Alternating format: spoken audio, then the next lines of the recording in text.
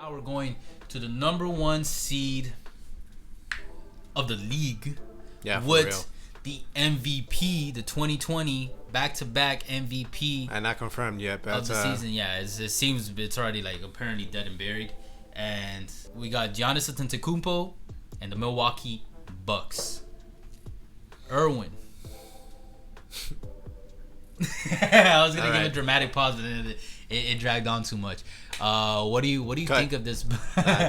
What do you think of this Bucks team? And all right, start out. What percentage I'm actually curious because I got my own little personal take on the Bucks. What do you percentage you give them? Look, man, I'll tell you this: if they play like today, man, which is the Magic, we cheated a little. We got a game insight into it. I give them a 1,000% chance that Giannis is leaving Milwaukee. I don't know where, but they gotta, like they say it in a Hispanic culture, necesita ponerse las pilas. I'll tell you that they need to get their shit together.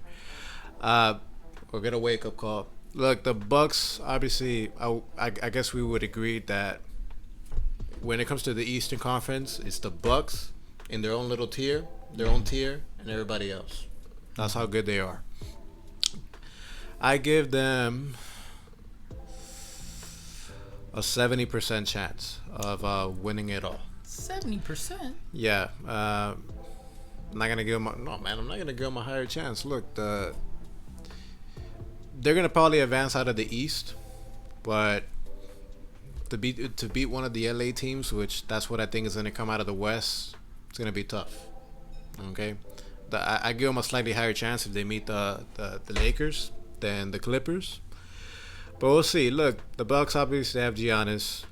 They have Chris Middleton, which, I think he's very underrated when it comes to a number 2 player, on a squad. Very consistent. Yeah, he gets shitted on a lot. Yeah, he gets shitted a lot, but I would say it's deservedly so of how underwhelming he has performed in the playoffs lately. Mm-hmm. But I mean, in the regular season, the guy's wet. He's consistent. From his field goals, from threes. They got the Lopez twins, which I really love. All of a sudden, Brook and Robin, they're big men that can turn it from 3. And when they first got into the league, they were not known for that. Mm-hmm. They bring lots of energy. The role players that they have, Bledsoe, amongst others, they just complement. What's good about the Bucks is that they're talented, both defensively and offensively. Yeah. But, these guys have been together for a while. And right now in the bubble, that's something that you can't sleep on. Chemistry, per se. They've been through, their playoff run last year where they got eliminated by the Raptors. They advanced pretty deep in the playoffs, to the Eastern Conference Finals. They know what it'll take for them to advance. And and they know what's at stake too. And they know what's at stake. Look, real talk. If they don't minimum make it to the finals, all that noise that we're already hearing right now, what's gonna happen with Giannis? Where is he gonna go? The Golden State rumor. Are they gonna take the number 1 pick, the number 2 pick, number 3 pick? The Miami stories per se. I don't know why it always comes up. New York always comes up to the thing, even though that team is trash. As an understatement, it's just gonna get louder and louder. Mm-hmm. And yeah, okay, people can say, "Oh yeah, but there's always next year. Giannis is always on contract." Look, if they don't make the finals this year, they're not gonna make the finals next year because it's gonna be even more of a threat. The Nets, when they come back with KD and Kyrie, he's gonna come back with a vengeance. And the off season is so unpredictable. Shit, for all I know, we might see another contender. He's technically available in the off season this season. He just doesn't have to. Yeah. But you know what? We'll see. Look, the Bucks are a team that you like. I think they're gonna make it to the finals. There's some teams that I'll be a little bit concerned of that the Bucks have had some trouble with. The Miami Heat, the Celtics are very, talented. Even though unfortunately Hayward got an injury, but Kemba has looked good. The Raptors, you can't sleep on the Raptors. They have a lot of depth. They are the defending champions. You can't sleep on that. But I think ultimately, the Bucks will advance to the finals. I love the chemistry. They got that superstar in Giannis. I think he's hungry to take that next step in his career, to make it to the finals and start getting those rings. Or getting into that conversation. But I'd like to hear your take. You said you had a special little take with the Bucks. So spill the beans. All right. I think you know where I'm gonna go with this. Oh. I've said it over and over and over again that, especially in the last few years, we've learned and it's been proven that the regular season NBA is completely different. That's like your mantra from the NBA playoffs, and I'm a little worried if we're gonna see that with the Bucks this year. I want to say we kind of saw it last year, even though they made it to the Eastern Conference Finals, but Giannis completely got shut down once he faced Kawhi and the Raptors. Specifically Kawhi, once he defended it, the game slows down. And guess what? When everyone is putting in 100% effort in the games, Giannis isn't going to have that wide open lane that he can just fucking stretch his legs and just automatic dunk. Like 2K. You know what I mean? They're going to clog that paint. You see in the regular season. Exactly. They're going to force him to go outside. And also you get 7 games, if it gets to 7 games. But you get at least 4 games. And these coaches are now, their main focus is whatever team they're against. Yep. And they can, manipulate their strategy and adapt it to whatever team and star player they want to focus on.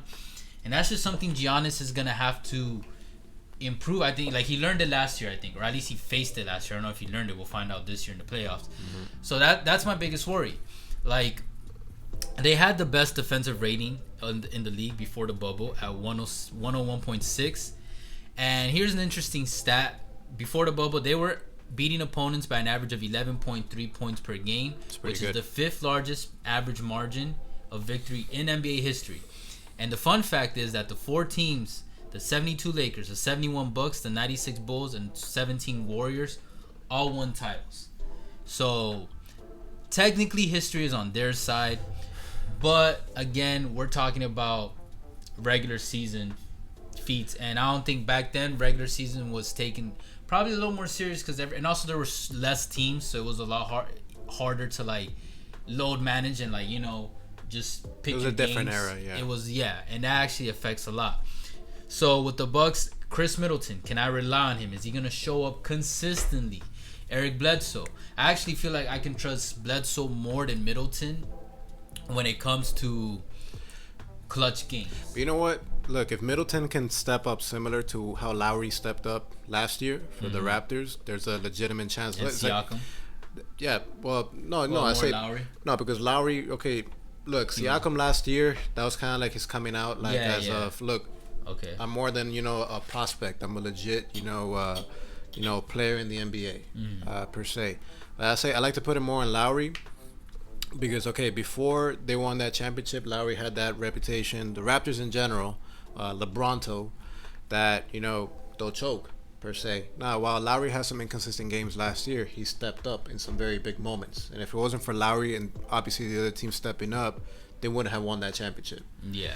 I think Middleton might be able to have that.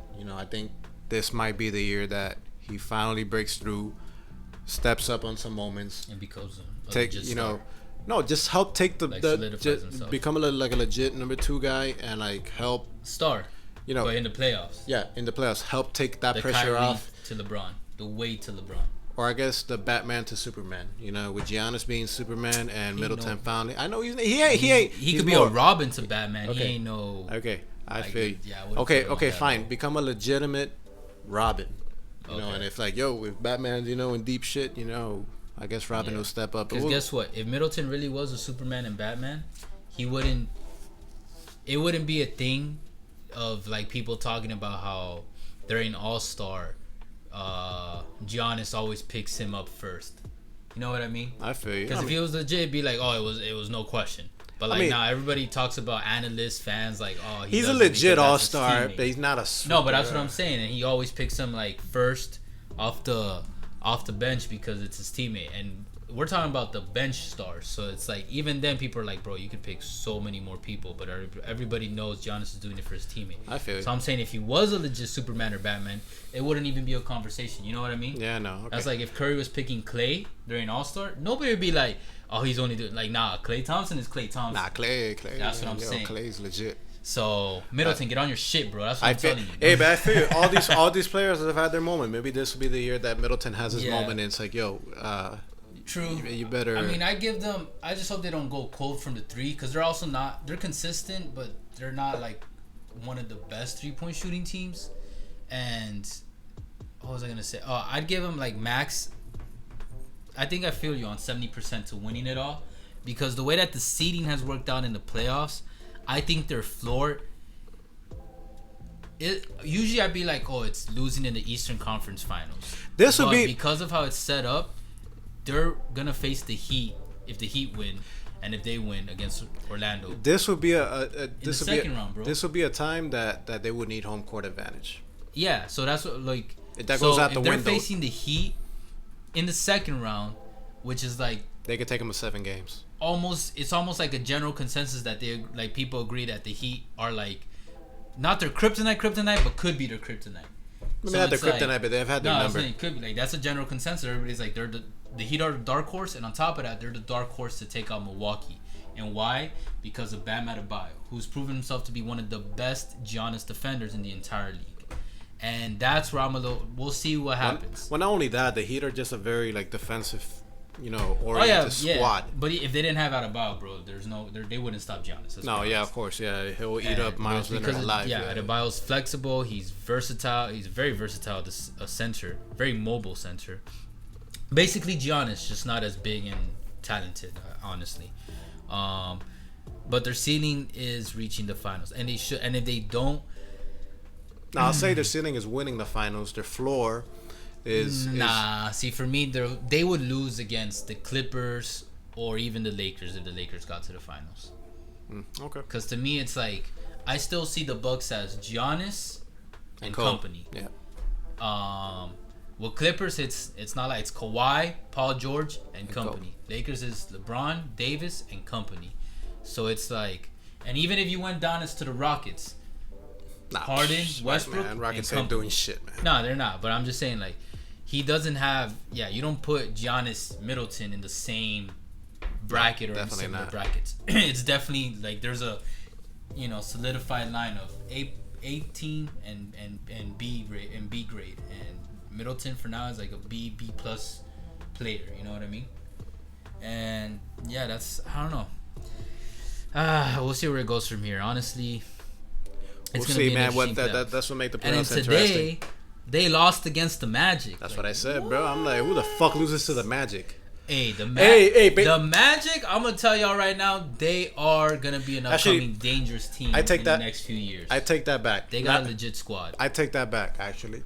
Last year, the champions, the Raptors, they lost their first game to the Magic in the first round in the 2-7 matchup, and then the Raptors won the next 4 games. I wouldn't necessarily be scared of this either. But the Magic. Yeah, but yeah, this cut them off guard. Give them a few years. But like I said, with the Lakers take this playoffs, I really feel like we're witnessing the transition from old gen players to new gen players. We'll see, man. And everyone below 25, and especially a lot of the ones in their early 20s, I think they're gonna take this time to shine. Like, shit.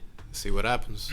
Yeah. So that's our final 2 episodes on the NBA Orlando team profile series. We ended with the Lakers and Bucks. Sneak peek for the playoffs. Exactly. Sorry for the lateness, guys, but better late than never. Yes, sir. And if you guys like this series, team profiles, let us know. We'll do another one when the next season starts, or I don't know.